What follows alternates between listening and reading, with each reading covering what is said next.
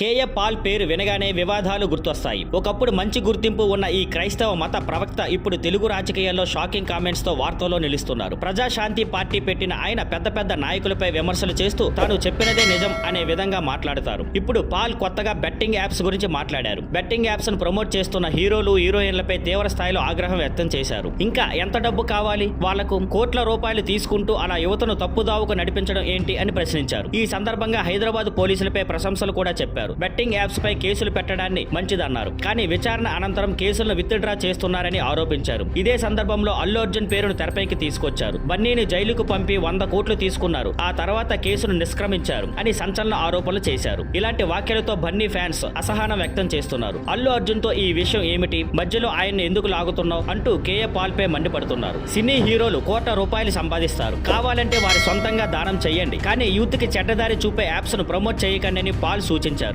యువత జీవితాలతో ఆడుకోవద్దు అని హెచ్చరించారు. పాల్ విమర్శలు చేయడంలో నిపుణుడు. పెద్ద నాయకులు లేదా హీరోలపై ఏదో ఒక వివాదం లేపి ప్రచారంలో ఉండటమే ఆయనకు లక్ష్యం అని అంటున్నారు విశ్లేషకులు. ఇప్పుడు అల్లు అర్జున్ పేరు వాడటం కూడా అదే కారణంతోనే అని అంటున్నారు. ఇక బన్నీ అయితే ఏమీ స్పందించనన్నది ఖాయం. కానీ పాల్ వేసిన మాటల మంట మాత్రం సోషల్ మీడియాలో పెద్ద చర్చకు దారితీస్తున్నాయి. Thank you for watching. Please like, share and subscribe.